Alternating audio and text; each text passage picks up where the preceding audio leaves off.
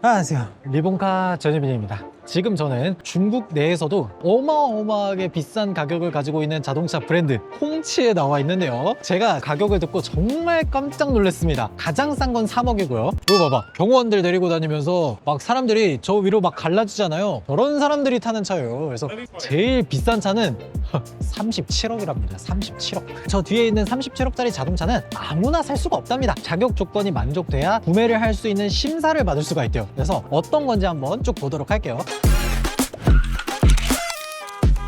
일단 제 앞에 있는 요 차가 가장 저렴한데 이게 3억이에요. 이게 3억. 홍치 브랜드는 붉은 깃발이라고 하는 뜻을 가지고 있어서 그릴부터 해서 이렇게 가운데 빨간색 라인이 쭉 안쪽부터 뒤에까지 전부 다 이어져 있는 게 특징 중에 하나입니다. 그래서 앞쪽으로 보면 이런 식으로 약간 레드 크리스탈 이런 것들도 들어가 있고, 그릴이라든지 이런 것들도 굉장히 섬세하게 디자인 되어 있어요. 그리고 측면에서도 잠깐 한번 보면요, 3억짜리 자동차다 보니까 저렇게 자동문도 들어가 있더라고요. 요 안쪽에 봤을 때 저기 가운데 보면 아까 앞에서부터 쭉 이어져 있던 빨간색 라인이 저 가운데도 쭉 이어져 있어요. 그래서 뒷좌석에 잠깐 아까 앉았는데 굉장히 편안한 시트로 만들어 놨더라고요. 그리고 뒤쪽에서도 잠깐 보면 근데 이거 너무 롤 그거 따라한 것 같잖아 이거. 이런 라인도 들어가 있고요. 트렁크 쪽도 보면 홍치 중에서도 이렇게 고급 관료들이 타는 차는 전기차가 아니라 이런 식으로 기름으로 된 자동차만 만든다고 하더라고요. 그리고 뒤에 리어램프나 이런 것들도 아까 앞에서 봤던 것처럼 굉장히 현란하게 만들어 놔서 뒤쪽으로 비치는 거나 이런 것들을 굉장히 화려하게 잘 만들어 놨고요. 그리고 이 자동차 같은 경우에는 제가 앞에서도 보여드렸다시피 많은 자동차 브랜드가 자율주행을 위해서 초록색 등을 넣잖아요. 여기는 초록색 등이 필요가 없습니다. 기사가 알아서 자율주행 할 건데 그걸 뭐가 필요해. 그래서 이 차량들은 중국에서도 굉장히 고급 관료들이 타는 자동차인 만큼 자율주행이나 이런 것들이 딱히 필요하지는 않은 것 같아요. 아까 보여드렸던 차랑 거의 비슷하게 생겼는데 한 7천만 원 정도가 더 비싼 차량입니다. 그러니까 얘가 거의 4억 정도 되는 차량인 거예요. 요 뒤쪽으로 저 비싸 보이는 저 SUV가 있죠, 쟤는 거의 한 5억 정도가 된다고.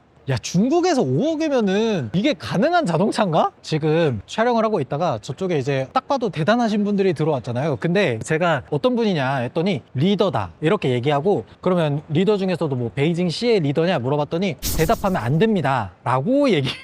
중국의 리더 정도면 저 정도 파워를 가지고 있나 봐요. 그러니까 우리 아까 저기 들어가서 찍으려고 했더니 예약 안 되면 못 들어가요 이렇게 하던데, 저분은 앞에 서자마자 홍해처럼 딱 열려가지고 차 볼 수 있게 그렇게 해주네요.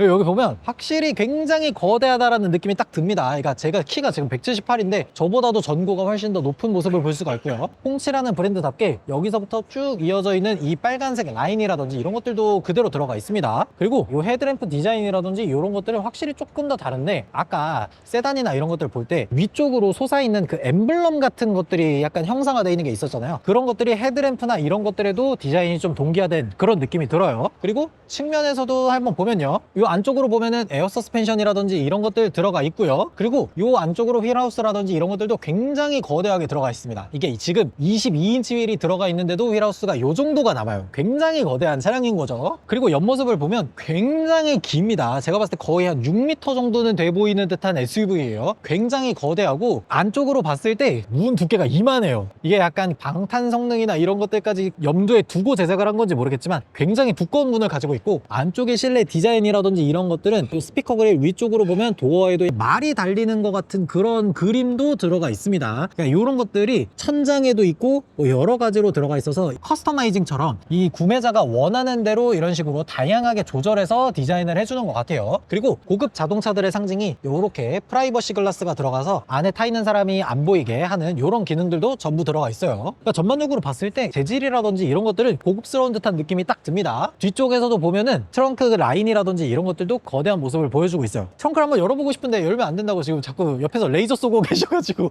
이런 것들은 사실 중요하지 않죠. 저는 37억짜리 자동차가 제일 궁금하거든요. 저 37억짜리 자동차를 한번 보도록 할게요. 여기 보이죠? 여기 인바이티드 게스트 올리라고 돼 있잖아요. 그러니까 초대받은 손님만 들어갈 수 있다 이렇게 딱 보이죠. 아까 그 리더라고 하시던 그 분이 딱 가자마자 여기 다 막혔습니다. 허락된 사람들만 들어갈 수 있게 해놨는데, 지금 제 뒤로 보이는 저 차가 37억짜리 자동차입니다.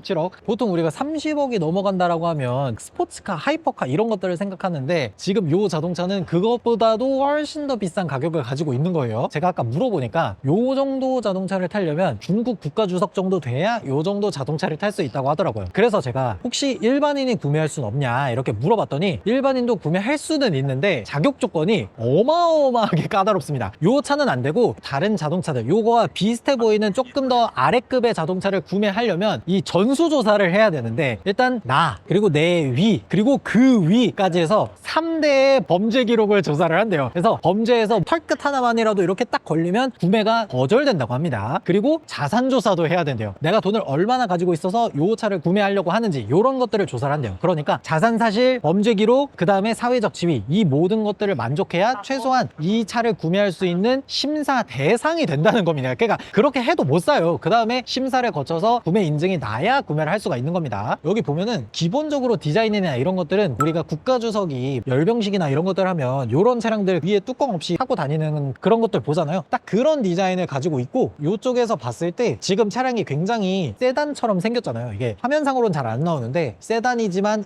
SUV보다도 훨씬 더 큰 느낌을 보여주고 있습니다. 굉장히 거대한 자동차예요. 그리고 도대체 뭐가 들어갔길래 37억이나 하냐 이렇게 물어봤더니 겉에 있는 이 외부 피들이 전부 다 방탄 소재로 되어 있고 실내로 들어가 보면 뒤에 타는 사람에게 맞게 모든 것들을 수작업으로 다 만들었다고 하더라고요. 그래서 안쪽에 보면 뭐 예술 작품이라든지 이런 것들도 들어가 있고 그 사람이 반드시 필요하다라고 생각하는 것들을 맞춰서 커스터마이징을 다 해주다 보니까 가격이 37억까지 올라간다고 합니다. 근데 이 자동차는 뭐 전기 모터라든지 이런 것들을 전혀 사용하지 않고 엔진 힘으로만 굴러간다는 게 조금 충격이지 않나 그런 생각이 들어요. 지금 제가 여기 이 베이징 모터쇼 와가지고 여기가 정말 크거든요. 여기에 있는 브랜드만 수십 개가 될 정도로 굉장히 많은 브랜드가 들어와 있는데 그 모든 자동차들을 통틀어서 얘가 제일 비싸요. 저기 보면 옆에 저기 드론 있잖아요. 저 드론보다도 비쌉니다. 이 자동차가 그것보다도 훨씬 비싼 거예요. 어쨌든 요 37억 정도 되는 자동차는 기본적으로 국가 주석이라든지 요 정도 급이 돼야 구매할 수 있는 자동차다. 네, 오늘 이렇게 중국에서 가장 비싼 37억짜리 자동차가 도대체 어떻게 생겼는지, 도대체 누가 구입을 하는 건지 이런 것들을 한번 쭉 살펴봤는데 저는 개인적으로 인상 깊었던 점이 있어요. 뭐 자동차가 비싸고 뭐 그런 것들을 다 떠나서 자국의 브랜드에서도 이렇게 국가 주석이라든지 가장 높은 고위 관료들이 타는 자동차를 굳이 수익이 나지 않더라도 이런 식으로 만들어서 국가의 고위 관료가 타는 자동차를 계속해서 생산한다는 게 조금 인상 깊더라고요. 여러분들은 이 브랜드에 대해서 어떻게 생각하시는지 댓글로 달아주시면 좋을 것 같습니다. 지금까지 저는 리본카 전유빈이었습니다. 감사합니다.